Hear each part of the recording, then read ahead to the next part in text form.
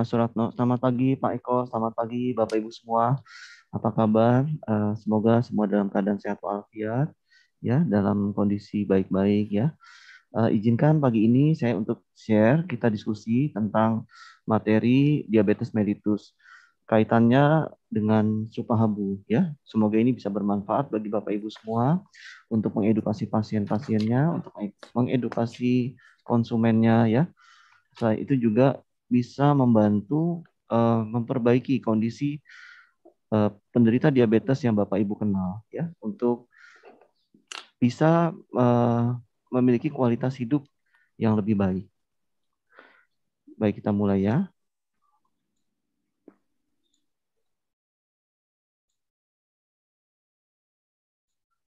Ya, dengan ini kita bahas pagi ini dengan diabetes mellitus ya. Seringkali kita berpikir apa sih sebenarnya diabetes mellitus itu ya? Diabetes mellitus itu atau penyakit kencing manis seringkali disebut sebagai diabetes saja. Sebenarnya diabetes ada dua secara garis besar, yaitu diabetes mellitus, yang satunya lagi diabetes insipidus. Nah, kalau insipidus sama sekali tidak ada hubungannya dengan kencing manis. Nah, saat ini kita membahas pada diabetes mellitus.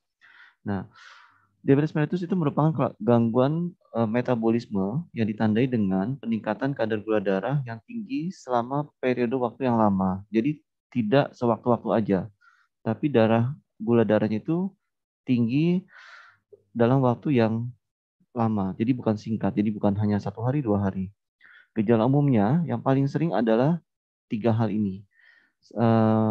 Poliuria, sering buang air kecil, kemudian eh, sering haus ya, lidahnya sering terasa pahit ya, ingin minum air putih atau mencari yang manis-manis ya. Karena penderita diabetes itu umumnya merasakan dehidrasi ya. Kemudian nafsu makannya meningkat. Nah, nanti kita bahas kenapa kok penderita diabetes yang notabene kadar gula darahnya tinggi kok dia nafsu makan melulu gitu. Kenapa kok dia lapar terus bawaannya? Kalau nggak diobati, ya banyak komplikasi yang diakibatkan oleh diabetes mellitus ini, ya. Kemudian kita perlu tahu kenapa sih seseorang itu bisa menjadi diabetes, ya. Jadi gini Bapak Ibu, glukosa merupakan pecahan dari karbohidrat yang dipakai oleh tubuh kita, yaitu tubuh manusia sebagai sumber energi. Hasil pemecahan dari karbohidrat ini yang disebut sebagai glukosa, kadarnya dikendalikan oleh hormon namanya hormon insulin. Jadi sampai di sini Bapak Ibu, apabila ada yang bukan dari medis, sudah mulai bisa membedakan bahwa insulin itu merupakan bagian dari hormon tubuh kita. Terus insulin itu apa? Insulin merupakan hormon yang diproduksi oleh organ pankreas. Posisinya kurang lebih di sekitar ulu hati kita, agak persis di ulu hati, di tengah-tengah ya. Ketika kita makan, pankreas ini akan menghasilkan insulin untuk mengirimkan pesan kepada sel-sel lain di badan. Untuk apa? Untuk nanti insulin ini menangkap kadar gula hasil pemecahan dari karbohidrat tersebut ditangkap oleh insulin masuk ke dalam sel. Nah, nanti glukosa yang sudah masuk ke dalam sel akan digunakan oleh sel untuk menjadi sumber energi. Kalau glukosa yang berlebih, glukosa di darah kita berlebih, ada kelebihan sisa glukosa yang nggak dipakai oleh sel kita untuk energi, kemana larinya? Nah, dia akan disimpan dalam bentuk glikogen. Nah, disimpan dalam bentuk glikogen, bank tempat penyimpanannya itu di dalam liver dan otot. Ya, liver atau hati dan otot. Sewaktu-waktu kita kurang gula, maka hati dan otot akan melepaskan cadangan gula tadi. Pada saat kadar gula darah mencapai tingkat yang rendah, sel-sel akan memecah glikogen menjadi glukosa kembali seperti tadi. Kalau kita kurang makan atau kita belum makan, ya gula yang disimpan tadi, cadangan glukosa tadi akan dipecah. Ya, glikogen dengan bantuan enzim glukagon. Glikogen dengan bantuan enzim glukagon dirubah menjadi glukosa untuk menciptakan energi. Diabetes disebabkan oleh pankreas yang tidak memproduksi cukup insulin, itu yang pertama. Atau yang kedua, sel-sel tubuh tidak bisa merespon. Jadi yang kedua itu kita tetap menghasilkan insulin, tapi sel-sel tubuhnya nggak bisa merespon dengan baik atau disebut sebagai resistensi insulin. Jadi bisa dibedakan ya Bapak Ibu, diabetes yang dialami oleh kebanyakan orang bisa yang tipe 2 ya, bisa karena dua hal. Karena jumlahnya kurang atau produksinya kurang. Yang kedua, jumlahnya cukup tapi dia tumpul, nggak ada gunanya. Kira-kira gitu. Pemahaman yang mudahnya. Terus ada lagi ternyata diabetes tipe 1 selain tipe 2. Apa bedanya? Nah, pada diabetes yang tipe 1, sistem imunitas atau sistem autoimun menyerang, menghancurkan sel-sel di dalam pankreas kita, yaitu sel beta yang tugasnya memproduksi insulin. Jadi dihajar itu sel-sel beta. Jadi imunitasnya bukannya dia jagain badan kita, dia malah nyerang. Nah, kemudian insulinnya menjadi rusak. Nah, kerusakan pankreas otomatis apa? Kalau pabriknya rusak, sekresi atau pengeluaran insulin terganggu. Kenapa terganggu? Ya produksinya nggak ada atau berkurang jauh. Sehingga regulasi atau pengaturan dari glukosa terganggu. Selain hilangnya sekresi insulin, ini pada diabetes tipe 1 ya, kerusakan akibat autoimun ini mengakibatkan abnormalitas selain sel beta juga pada sel alfa di pankreas. Maksudnya apa dok sel alfa? No, sel alfa itu dia yang mengsekresi hormon glukagon tadi, ya, sehingga menyebabkan kondisi hiperglikemia berlebihan. Jadi intinya apa dok? Tipe 1 praktis dia butuh insulin. Tanpa insulin dia sulit untuk bisa bertahan hidup. Nah, sementara apa sih bedanya DM tipe 1 dan tipe 2? Perbedaan berikutnya adalah pada DM tipe 2 terjadi defisiensi atau kekurangan insulinnya relatif. Kalau yang tipe 1 absolut. Jadi benar-benar kurang, ya dia harus ditambah terus, dikasih insulin terus. Kalau yang tipe 2 kurangnya kurang relatif. Ya seperti itu tadi, kurang banyak atau ada tapi nggak ada fungsinya yang tipe 2. Sehingga tubuh tidak mampu memproduksi insulin yang cukup untuk memenuhi kebutuhan yang ditandai dengan berkurangnya sel beta atau defisiensi insulin perifer. Nah, ini pada DM yang tipe 2. Kalau defisiensi insulin relatif, itu terjadi melalui dua mekanisme. Gangguan pengeluarannya atau gangguan kinerja insulinnya. Atau insulinnya kita sebut tadi tumpul, ya. Ini gambaran pada diabetes yang tipe 1, ya terjadi pada 10% tipe diabetes. Jadi cenderung tubuhnya kurus ya, karena infeksi virus atau penyakit autoimun. Infeksi virus atau penyakit autoimun masih dipertanyakan, ini infeksi virus ini, autoimun, ini ada nggak kaitannya dengan genetik? Infeksi virus dan autoimun, dia akan merusak sel beta. Sel beta yang ada di pankreas. Sehingga produksi insulin terganggu sekali. Bisa dibilang minim. Bahkan hampir nggak ada. Misalnya kebutuhannya 100. Insulinnya paling cuma bisa diproduksi 10% atau 7%. Ya, jadi sangat kurang. Sehingga menyebabkan hiperglikemia. Dan ini akan membuat pemecahan lemak sehingga tubuhnya kurus, lipolisis, kemudian pemecahan dari protein, ya. Sehingga pada penderita DM tipe 2 umumnya orangnya mengalami kekurangan nutrisi seperti ini. Nah, sekarang kita beralih Bapak Ibu ke diabetes tipe 2. Ya, umumnya tubuhnya ini gemuk, ya. Merupakan DM tipe 2 merupakan 90% dari tipe diabetes yang kita kenal selain insipidus ya. Kita saat ini bicara diabetes mellitus. Dari tipe diabetes mellitus, ya, yang paling banyak itu yang tipe 2. Jadi ceritanya dari mana sih? Dari ini, dari family disposition. Jadi artinya karena ada masalah dengan apa? Ada kaitannya dengan genetik ya. Kemudian terjadi peningkatan substrat ya. Insulin menghasilkan pankreas menghasilkan insulin, pemecahan lemak berkurang ya.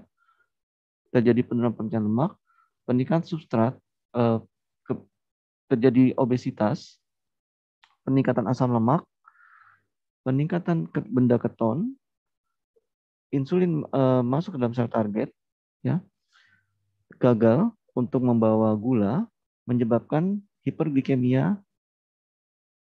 Ini disebut sebagai relatif insulin defisiensi. Maksudnya apa? Insulinnya ada, dia gagal untuk membawa glukosa masuk ke target sel. Itu sehingga disebut sebagai relatif insulin defisiensi. Jadi ada tapi nggak ada fungsinya gitu. Kita punya insulin tapi seperti kayak nggak ada gitu. Makanya disebut sebagai relatif insulin defisiensi. Nah, pada kondisi ini terjadi hiperglikemia. Nah, hiperglikemia ini dia akan mengirim pesan kepada pankreas, pankreas, ini nih kadar gulanya tinggi, ayo dong keluarin lagi insulinnya. Insulinnya keluar lagi, tapi keluar, nah dia nggak bisa bekerja dengan baik. Lantas coba kita kenal secara garis besar DM tipe 2 itu ada berapa macam? Ya, DM tipe 2, diabetes mellitus secara garis besar, saya ulangi, diabetes mellitus secara garis besar ada 4 tipe. Yang tipe pertama seperti tadi, karena autoimun atau idiopatik, atau karena infeksi virus, sehingga terjadi kerusakan pada pankreas. Yang tipe 2 ini yang umum terjadi, ya, yang paling sering kita kenal dalam kehidupan sehari-hari. Kemudian yang tipe lain, karena defek genetik itu jadi pertumbuhan dari fungsi sel beta saat seseorang itu tumbuh dari bayi menuju dewasa karena gangguan genetik, sehingga fungsi sel betanya itu tidak bisa berfungsi dengan baik, yang mana sel beta ini berperan dalam menghasilkan insulin. Yang satu lagi, defek genetik kerja insulin. Sel betanya baik-baik aja, tapi insulinnya tumpul. Kemudian penyakit eksokrin pankreas, kemudian endokrinopati, imbas dari obat atau penggunaan zat kimia jangka panjang, karena infeksi tertentu, kemudian jenis yang tidak umum dari diabetes yang diperantari oleh imunitas, gangguan imun lainnya, kemudian sindrom genetik yang berhubungan dengan diabetes. Yang keempat adalah diabetes gestasional. Jadi diabetes gestasional itu ini Bu, Bapak Ibu. Ini pada wanita hamil, terjadi pada beberapa wanita hamil yang sebelumnya tidak memiliki diabetes. Nah, ketika hamil, lantas kok jadi diabetes? Nah, itu yang disebut sebagai diabetes mellitus gestasional. Faktor apa aja yang bisa menyebabkan diabetes? Yang paling sering stres, ya. Kemudian gaya hidup yang tidak sehat dan terus dilakukan, asupan gula yang berlebihan, merokok, obesitas, konsumsi alkohol, serta penuaan. Yang paling akhir adalah genetik. Pada penderita diabetes yang dipengaruhi oleh gaya hidup yang buruk, ya. Jadi gini Bapak Ibu, misalnya nih, kita punya pasangan kita tuh diabetes. Dari penelitian, seseorang yang memiliki pasangan diabetes 26% dari 100 orang, ya, 26% dari sampel itu akhirnya akan menjadi diabetes juga. Kenapa? Karena dia mengikuti gaya hidup pasangannya. Gitu. Nah, laki-laki umumnya telat ketahuan bahwa dia itu menderita diabetes. Kenapa? Karena laki-laki itu paling jarang dilakukan pemeriksaan secara berkala, kecuali medical check up karena kebutuhan dari kantor atau medical check up karena kesadaran sendiri. Di luar itu, jarang laki-laki memeriksakan kesehatan dirinya, medical check up secara rutin. Nah, sementara wanita itu lebih sering terdeteksi lebih awal. Kenapa? Karena wanita kan dia umumnya mengalami periode hamil. Nah, ketika hamil, dokter kandungan akan memeriksakan berbagai macam pemeriksaan lab. Salah satu bagiannya adalah diperiksakan kadar gula darahnya untuk ditentukan nanti proses kelahiran seperti apa gitu. Atau kalau ada diabetes, apakah akan dilakukan rawat bersama dengan dokter internis ya supaya bayinya ini sehat ya, supaya sang ibu yang diabetes juga terhindar dari komplikasi yang membahayakan ibu tersebut maupun bayinya. Jadi pada perempuan itu lebih sering terdeteksi lebih awal dibandingkan laki-laki.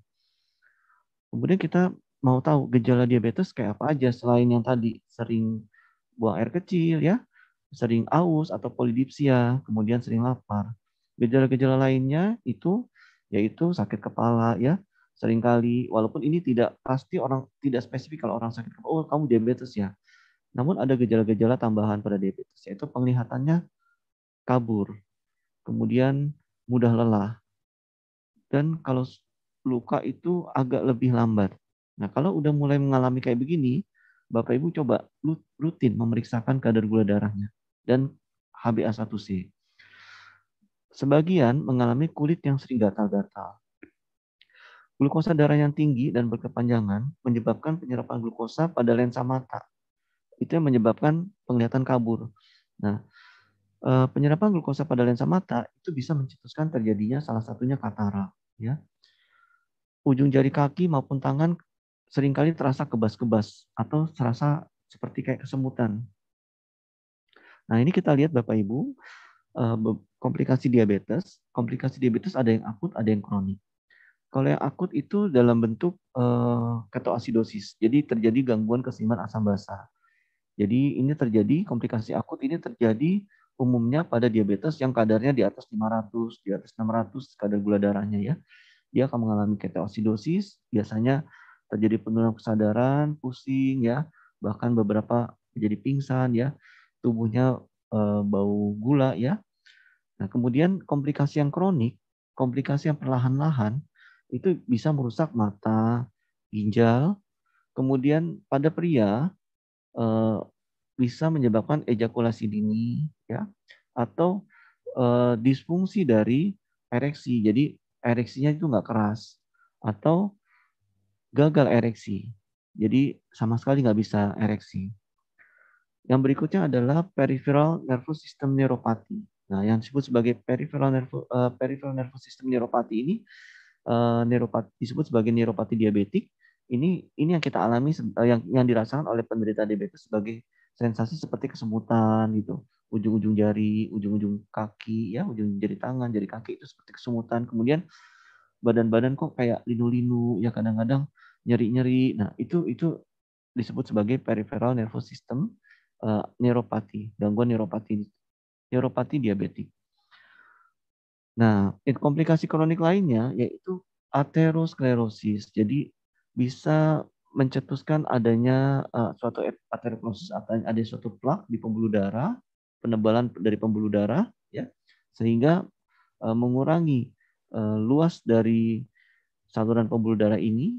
Nah, ini akan berbahaya kalau aterosklerosis ini terjadi pada otak dan jantung.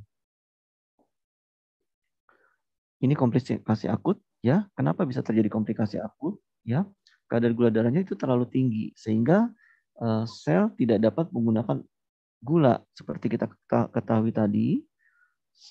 Gula harus digandeng sama insulin untuk masuk ke dalam sel. Nah, karena insulinnya tumpul, dia nggak mau nangkep gula, maka sel akan mengambil energi dari sumber yang lain dengan cara memecah lemak. Nah, kata si sel, mana nih kok gula nggak ada yang masuk, aku perlu energi nih. Yaudah deh, akhirnya dia minta sama yang lain. Nah, sel lemak lah yang jadi sasaran dipecah. Ketika sel lemak dipecah, menghasilkan benda keton. Nah, ini yang menyebabkan terjadinya suatu ketoasidosis. Karena sel lemak dipecah, menghasilkan senyawa kimia yang beracun, menyebabkan darah menjadi lebih asam. Gejala awal yaitu sering buang-buang air kecil, ya, mual, muntah, lelah, ya, keringetan, kemudian kayaknya capek-capek gitu, ya, nyeri perut, terutama pada anak-anak. Pernafasan jadi cepat ya, atau pernafasan push-pull, disebut pernafasan push-pull di dalam bahasa medisnya, menjadi dalam dan cepat, ya, seperti terengah-engah begitu. Kenapa? Karena kenapa bisa terjadi napas cepat? Karena tubuh berusaha melakukan kompensasi untuk memperbaiki kadar keasaman darah tersebut. Kemudian bau napas penderita tercium seperti bau aseton. Bau aseton itu obat yang buat itu ya, menghapus cat kuku ya. Kemudian komplikasi akut ini kalau tidak segera diatasi bisa berkembang menjadi penurunan kesadaran atau koma, dan dalam waktu beberapa jam kalau tidak cepat diatasi bisa fatal dan bisa menimbulkan kematian. Komplikasi berikutnya adalah komplikasi yang kronik. Komplikasi kronik itu merupakan komplikasi yang jangka panjang. Seperti kita lihat di gambar tadi, ya, menyebabkan kegagalan ginjal sehingga memerlukan cuci darah ujungnya, ya, kerusakan retina yang menyebabkan kebutaan, serta kerusakan saraf dan pembuluh darah yang menyebabkan impotensi dan gangren dengan risiko amputasi. Komplikasi yang lebih serius lebih umum terjadi kalau seorang penderita diabetes ini jarang memeriksakan gula darahnya. Sehingga dari satu komplikasi ke komplikasi yang lainnya baru ketahuan belakangan, ternyata oh banyak ya, ternyata udah gangguannya udah banyak.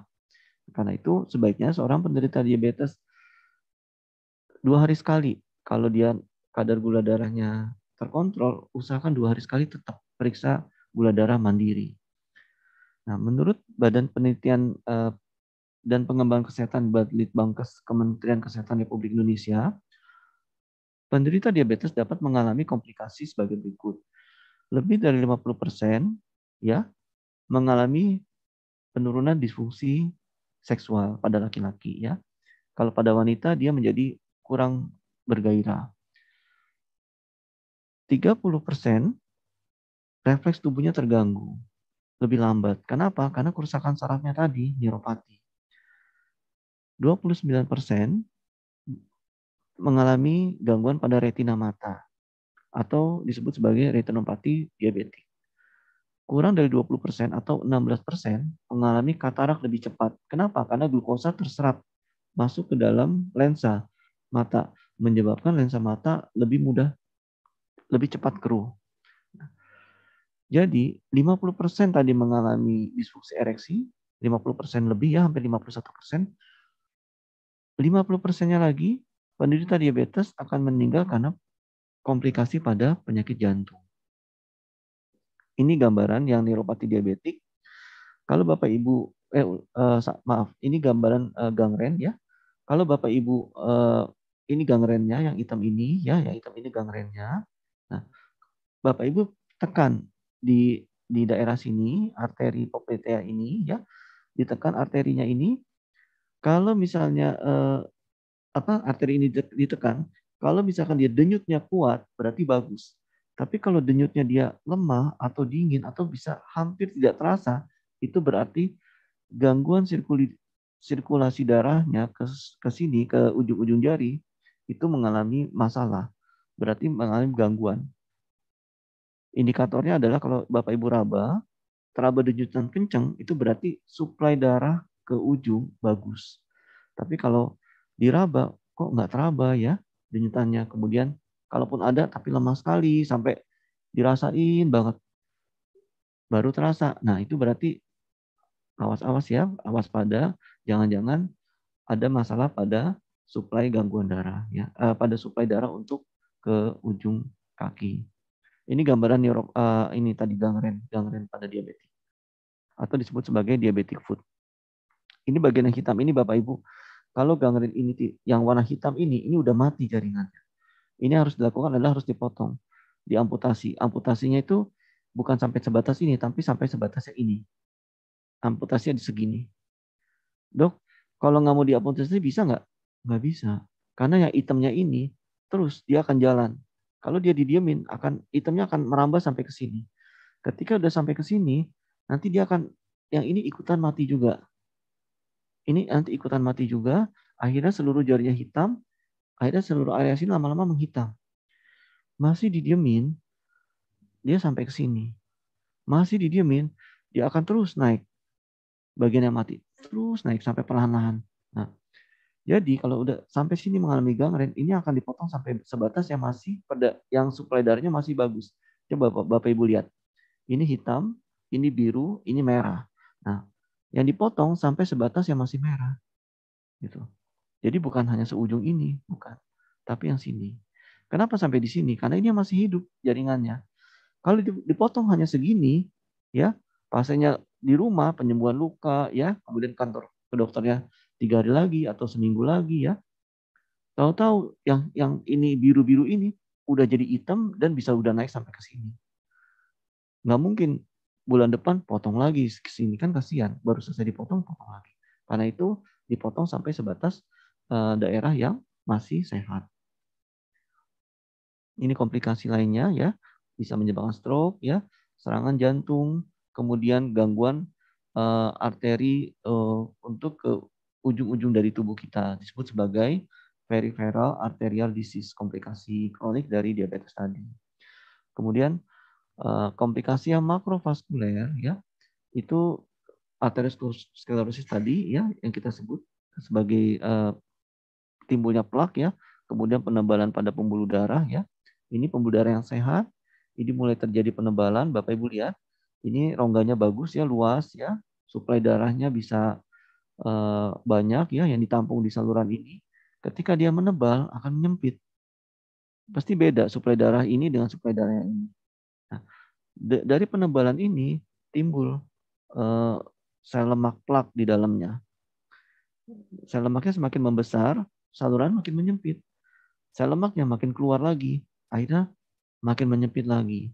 Nah, kalau ini terjadi pada jantung, bisa menyebabkan serangan jantung. Ya, ini gambaran aliran darahnya baik. Ini mulai ada plak, kemudian ini plaknya semakin besar dan bertambah di atasnya.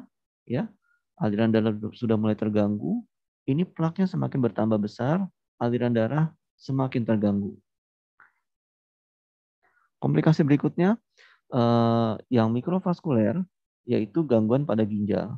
Nah, ini glomerulus ginjal, ya. Ini bagian untuk filter ginjalnya, ya, glomerulus. Pada yang sehat, ya, glomerulus itu dia akan memfilter cairan yang tidak dipakai oleh tubuh kita, ya, hasil metabolisme untuk dibuang. Pada diabetes yang terjadi gangguan mikrovaskuler, terjadi kerusakan pada glomerulusnya, di mana fungsi glomerulus atau saringan-saringan di ginjal ini itu pecah, rusak. Kalau bahasa umum kita kenal sebagai udah dol gitu kira-kira, udah jebol saringannya. Nah, ketika saringan ini jebol, albumin di dalam tubuh kita ikut kebuang. Ketika saringan ini belum jebol, albumin di dalam tubuh kita tersaring. Kamu albumin dibutuhkan oleh tubuh. Jangan keluar, sana balik lagi. Nah, si albumin dipakai lagi oleh tubuh. Tapi ketika terjadi kerusakan mikrovaskuler karena diabetes, jebol ini saringan ginjalnya.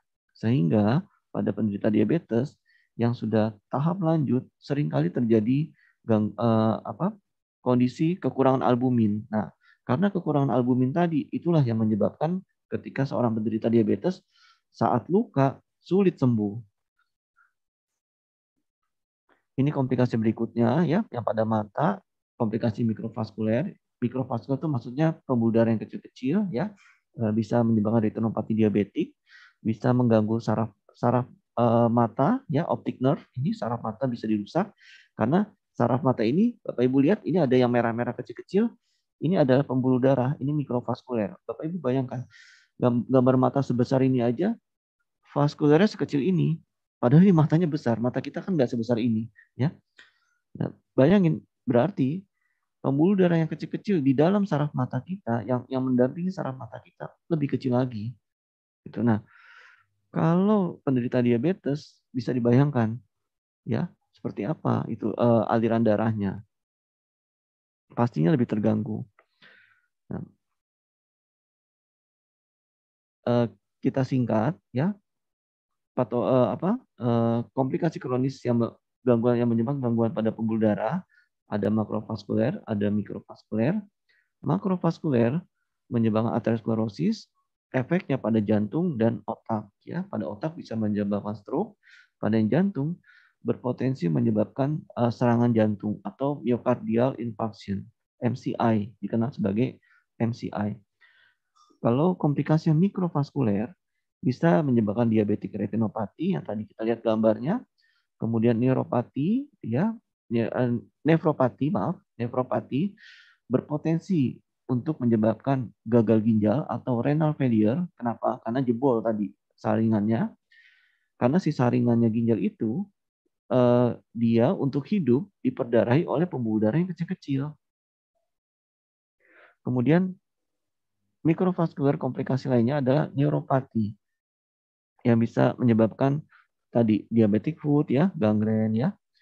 Neuropati juga bisa menyebabkan cardiovascular disease. Kenapa? Karena jantung dia selain memiliki pembuluh darah yang besar-besar, otot-otot jantung dia juga untuk hidupnya disuplai darah melalui pembuluh darah yang kecil-kecil yaitu arteri koronaria. Lantas bagaimana kalau kita mau menangani pasien diabetes? Pertama, pasien diabetes itu perlu kita edukasi, Bapak Ibu edukasi. Mesti sering olahraga, pola hidup yang sehat, dan mesti bisa mengendalikan kadar gulanya yang harus dilakukan seumur hidup. Yang kedua, makanannya jangan sembarangan ya, harus benar-benar diawasi, terutama dari penderitanya sendiri ya. Bila makan yang melebihi diet yang ditentukan, harus ingat kadar gula darah bisa naik loh. Nah, jadi harus sering-sering diingat itu. Ajak untuk sering olahraga, karena olahraga salah satunya ya bisa membakar kadar gula yang berlebih yang tidak dipakai untuk metabolisme. Berikutnya obat-obatan. Nah, obat hanya jika diperlukan. Tapi kalau kadar gula darahnya udah turun dengan minum obat, oh saya diabetes sudah bagus kok, itu bukan berarti sembuh. Tetap harus kontrol dengan dokter. Apakah obatnya tetap seperti ini? Apakah dosisnya dikurangi? Ataukah bagaimana? Jadi tetap dalam pengawasan dokter. Ya, apakah boleh didampingi dengan herbal? Ajak dokternya berdiskusi.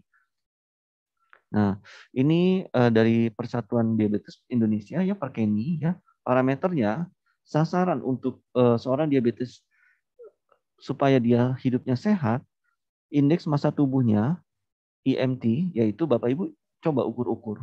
Kalau indeks massa tubuh Bapak Ibu ya coba ukur beratnya berapa? Misalnya beratnya 50 kg, tinggi badannya 165 cm.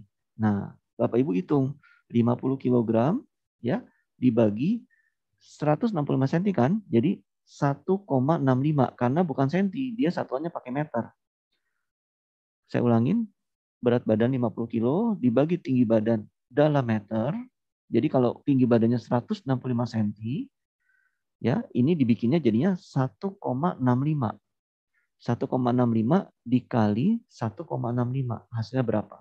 Nah, 50 dibagi 1,65 dikali 1,65. Kalau angkanya berada di antara 18,5 sampai 22,9 berarti berat badan saya itu ideal gitu. Kemudian tekanan darah yang harus di bawah 140. Kemudian diastol atau bawah biasa kita sebut darahnya dok untuk bawahnya sekian. Nah, itu yang bawah itu disebut sebagai diastolik di bawah 90. Angka 140/90 ini kita sebut sebagai prehipertensi. Jadi sebaiknya harus di bawah ini. Atau hipertensi. Oh, ini prehipertensi. Nah, ini tadi. Kadar HbA1c seorang penderita diabetes atau diabetisi harus di bawah 7. Ya. Glukosa darah preprandial ya itu harus 80 sampai 130.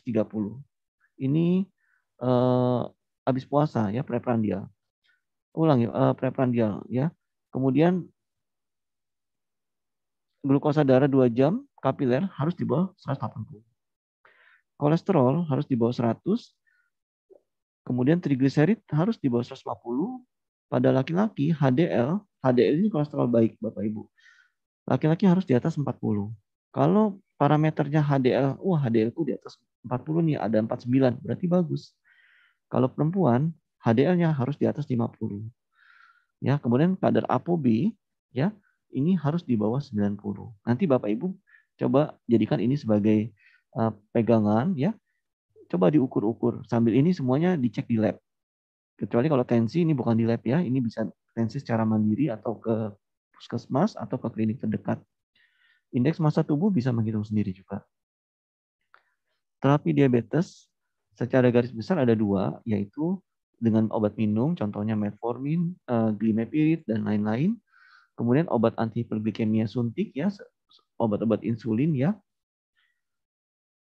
Nah, sekarang bagaimana kita mendampingi seorang diabetisi ya yang menggunakan obat anti diabetes, anti hiperglikemia oral ataupun yang menggunakan obat anti hiperglikemia atau insulin, kita dampingi dengan herbal. Bisa nggak?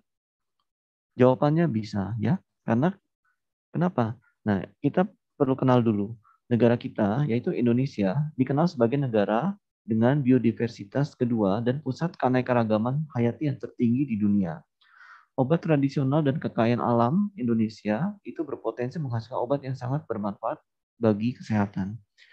Banyak peneliti fokus pada riset dan pengembangan dan inovasi penemuan obat diabetes dari bahan alami. Di negara-negara maju, ya mereka mulai beralih dari yang kimia ke alami. Nah, kebetulan Indonesia sumber alaminya itu sangat kaya. Sejarah singkat natural produk telah digunakan sebagai obat herbal sejak berabad-abad lalu, sejak zaman nenek moyang kita, ya, melalui jamu-jamuan, ya.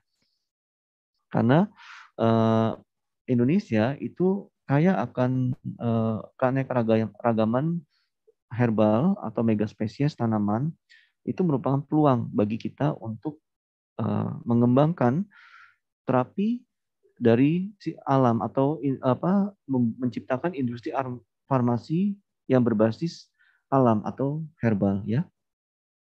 Ini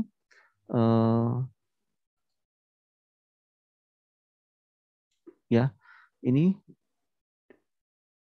fitoterapi risetnya ya. Bagaimana herbal bisa untuk kita gunakan untuk mengobati diabetes, mendampingi insulin ya. Dengan cyanidin ya, berberry, kurkuma, kemudian cyanidin dengan moringa.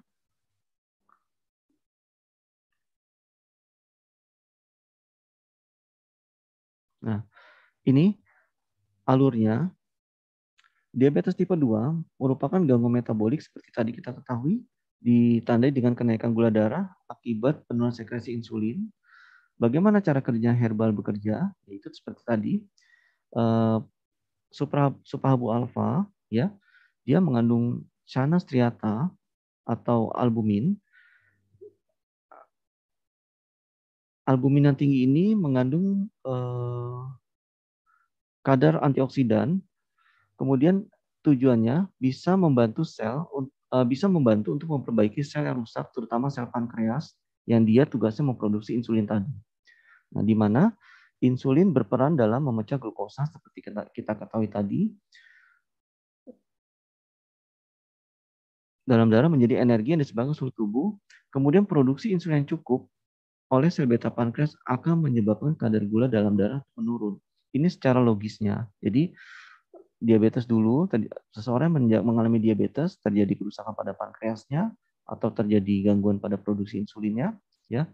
Kemudian albumin yang tinggi kita berikan, ya, sehingga albumin ini akan membantu memperbaiki sel pankreasnya.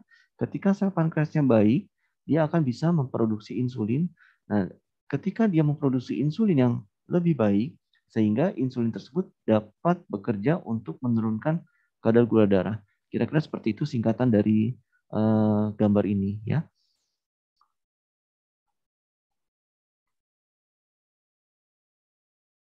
Nah, supahabu alfa mengandung albumin 3 bagian besar, yaitu albumin 300 mg, kurkuma 100 mg, dan moringa 100 mg. Ini ada penelitian Bapak Ibu, ya. Ini ada penelitian dari luar, ya. Sebuah tim melakukan penelitian. Ini penelitian pada manusia, ya.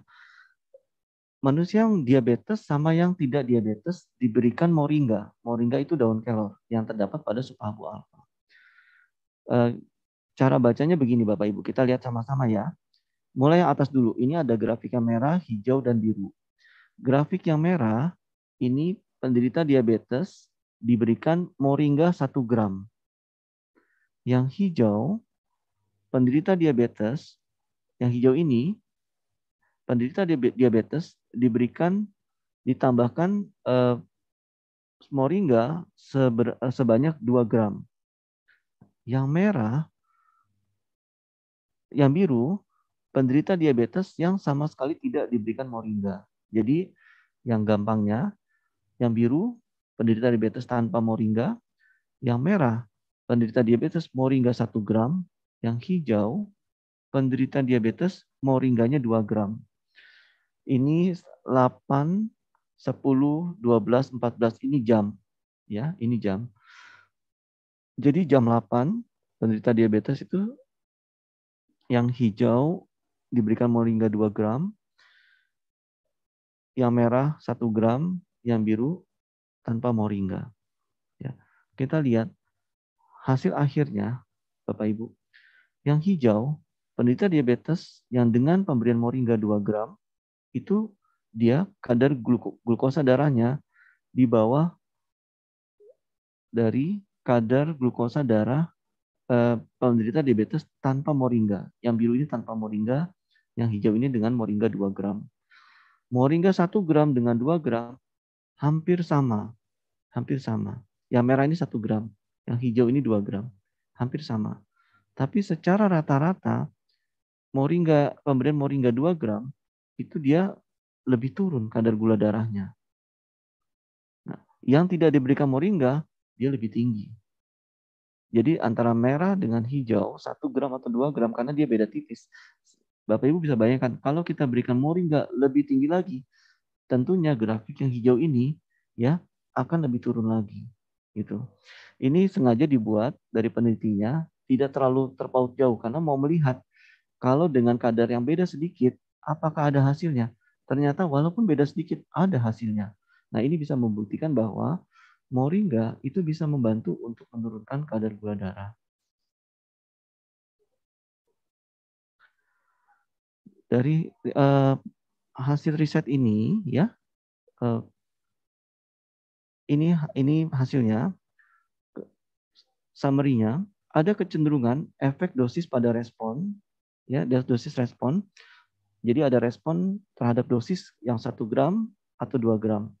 Dengan penurunan yang lebih besar pada pasien diabetes yang mengkonsumsi 2 gram daun kelor dibandingkan yang tidak mengkonsumsi daun kelor. Ya,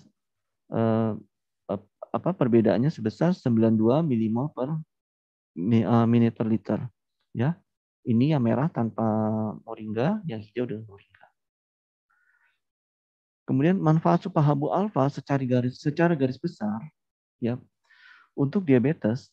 Pertama, yang kita pegang ya untuk diabetes ya, dia bisa menjaga kadar gula darah. Kedua, membantu menurunkan kolesterol, ya. Yang ketiga, ini tentunya dibutuhkan oleh para pria ya, memperbaiki disfungsi ereksi. Ya, saya yakin tidak ada satupun pria di dunia yang merindukan disfungsi ereksi. Pasti kepingin ereksinya itu baik-baik aja. Nah, yang keempat, ini adalah sesuatu yang diinginkan hampir seluruh wanita di dunia, yaitu ingin keputihannya itu sembuh atau bebas dari keputihan. Berikutnya, manfaat supahabu alfa adalah mencegah komplikasi lebih lanjut pada penderita diabetes seperti yang tadi sudah kita ikuti bersama. Terima kasih. Bagaimana cara mencegah diabetes? Berikutnya, ya. Ya ini gambar ya Bapak Ibu ya, gambar kartun ya. Ini maksudnya gambar laki-laki yang obesitas, dia harus olahraga. Walaupun rasanya berat, dia memaksakan diri. Pokoknya dia harus olahraga. Supaya apa? Supaya berat badannya terjaga, kembali ke berat badan ideal, supaya dia terhindar dari diabetes. Kira-kira seperti itu pesan dari gambar ini. Nah, gambar berikutnya, nih Bapak Ibu, coba kita lihat sama-sama. Sebelah kiri, gambar wanita yang gemuk, di mana makanan hariannya itu minuman manis ya, tinggi gula ya, makanan-makanan yang enak-enak nih semua ya, yang mengandung gula, mengandung kolesterol ya. Ini bukan nakut-nakutin, tapi memang secara setiap hari siapa yang nggak suka hamburger ya, siapa yang nggak suka kentang goreng, telur goreng ya. Nah, wanita yang berat badannya sebelah ini yang lebih terjaga berat badan dia lebih cenderung seringnya makannya sayur, buah ya, buah-buahan, anggur ya. Ini apa, stroberi ya. Jadi Intinya apa pesan dari gambar ini? Jagalah berat badan ideal kita supaya kita terhindar dari diabetes. Terima kasih Bapak Ibu, semoga sharing dari saya, dari kami Supahabu bisa bermanfaat bagi Bapak Ibu semua. Eh, saya kembalikan kepada Pak Suratno untuk kita buka diskusi bersama. Saya coba akan membantu menjawab. Mudah-mudahan bisa membantu untuk konsumennya Bapak Ibu semua. Terima kasih. Saya ucapkan selamat siang. Assalamualaikum warahmatullahi wabarakatuh. Salam sejahtera.